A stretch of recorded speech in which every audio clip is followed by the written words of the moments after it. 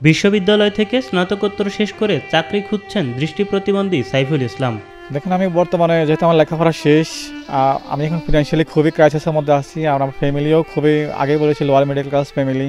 আমার বাবা হচ্ছে দিন মজুর, আমাকে আসলে ব্যাকআপ দেওয়ার মতো ওরকম এবিলিটি আমার ফ্যামিলির নেই। জাহাঙ্গীরনগর বিশ্ববিদ্যালয়ের ইতিহাস বিভাগ থেকে অনার্স মাস্টার্স সম্পন্ন করেছেন সাইফুল। জন্মের 2 বছরের মাথায় অর্থের অভাবে চিকিৎসা করাতে না পারায় চোখের আলো নিভে যায় সাইফুলের। পরে মায়ের পরিশ্রম আর নিজের প্রবল ইচ্ছাশক্তির কারণে উচ্চশিক্ষায় শিক্ষিত হয়েছেন তিনি। অনেক কষ্ট করে লেখাপড়া করেছি। আমার ফ্যামিলির, বিশেষ করে আমার মা অনেক শ্রম দিয়েছে। তো এখন যেহেতু আমার ফ্যামিলি আমার প্রতি দায়বদ্ধতা পালন করেছে, আর আমি হচ্ছে অনেক কষ্ট করে লেখাপড়া করেছি, খায়া না খায়া। অনেক সময় একবেলা খাইতে পারছি, অনেক সময় 2 বেলা খাইতে পারি না, অনেক সময় 2 বেলা খাইছি, একবেলা খাই না।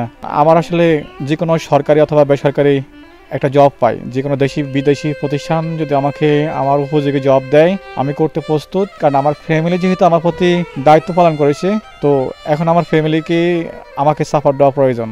চাঁদপুরের ফরিদগঞ্জের দক্ষিণ করৈতলী গ্রামের আবুল কালাম ও রাশেদা বেগম দম্পতির 3 ছেলে ও 2 মেয়ের মধ্যে দ্বিতীয় সন্তান সাইফুল। পরিবারে অন্য কোনো উপার্জনক্ষম ব্যক্তি না থাকায় অসহায় হয়ে পড়েছে সাইফুলের মা বাবা। এমনি কোনো দিকে হয় না, পরে তো পড়ালেখার বয়স হয়েছে, পড়ালেখা করাইতাম পারি না। আল্লাহ রহমতে 10ও হেল্প করছে, স্যারের মধ্যে আত্মীয় স্বজনও হেল্প করছে, নিজেও কষ্ট করছি। করার পরে ছেলের এই জন্য আগেছি। আমি চাই ছেলের জন্য একটু চাকরির প্রার্থী হয়, সরকারের কাছে চাই। এমন অবস্থায় সমাজের বিত্তবান ও সরকারের কাছে কর্মসংস্থানের ব্যবস্থা করার দাবি জানান তার পরিবারের সদস্যরা। শেষ করছে, মাস্টার্স কমপ্লিট করছে, এখনো আমার ভাই কোনো চাকরি হয় না। সমাজে অনেক ব্যক্তি আছে, যদি কোনো চাকরির ব্যবস্থা হয়, চাকরি দেওয়া হলে আমার ভাইয়ের জন্য অনেক উপকার হবে। আপনাদের কাছে এটাই আবেদন করছি। বিশ্ববিদ্যালয় থেকে কৃতিত্বের সাথে উচ্চশিক্ষা লাভ করায় আনন্দিত সাইফুলের প্রতিবেশীরা। উনি চোখে দেখে না, আমরা চোখে দেখেও পড়ালেখা করতে পারি না।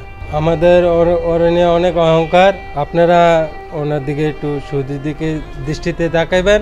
এদিকে অসহায় সাইফুলের পরিবারের পাশে দাঁড়ানোর আশ্বাস দিয়েছেন স্থানীয় ইউনিয়ন পরিষদের চেয়ারম্যান শেখ হোসেন আহমদ রাজন। ওই বাড়িতে আনুষ্ঠানিকভাবেই ইউনিয়ন পরিষদের পক্ষ থেকে যাব, পরিষদ সংক্রান্ত কোনো কার্যক্রম দেওয়া যায় কিনা। ওই যে সর্বজন একটা পেনশন স্কিম চালু হয়েছে, তো এটাতে কোনো অস্থায়ী ভিত্তিতে কোনো নিয়োগ করা যায় কিনা, এটা আমরা আবার ইউনিয়ন স্যারের সাথে বিষয় বলবো। আমি তো চাই সবাই ওনার পাশে তো দাঁড়ায়। তারপরে আমি অন্য ব্যক্তিগতভাবে বিত্তবান অনেকের সাথে কথা বলছি, একটা কর্মসংস্থার মধ্যে বিজনেস বা এরকম একটা কিছুতে ওনারা অ্যাড করে দেওয়ার জন্য। সমাজ কল্যাণ প্রতিষ্ঠান থেকে ভাতা পেলেও সাইফুলের জন্য আইসিটি প্রশিক্ষণের ব্যবস্থা করার আশ্বাস দিয়েছেন উপজেলা সমাজসেবা কর্মকর্তা মোহাম্মদ মাহমুদুল হাসান। উনি একজন মেধাবী স্টুডেন্ট, আমাদের সাথে তার যোগাযোগ আছে। এবং যেহেতু মেধাবী স্টুডেন্ট, জনাব সাইফুল যদি চায়, সমাজসেবা কার্যালয়ের যে ট্রেনিং সেন্টার রয়েছে তার মাধ্যমে তাকে আইসিটির বিষয়ের উপরে ট্রেনিং দেওয়া যেতে পারে। এদিকে চাকরির সুযোগ সৃষ্টি হলে সাইফুলকে প্রয়োজনীয় সহযোগিতার আশ্বাস দিয়েছেন উপজেলা নির্বাহী কর্মকর্তা মৌলি মণ্ডল। সরকারি চাকরির তো আলাদা নিয়ম আছে, সে অনুযায়ী তাকে আগাতে হবে। আর না হলেও দেখি আমি কিছু সাহায্য করতে পারলে তো আমার ভীষণ ভালো লাগবে। বিত্তবানদের যাদের অর্থ উপরওয়ালা দিয়েছেন তাদের তো উচিত যাদের নেই তাদের সাহায্যে এগিয়ে আসা আসলে।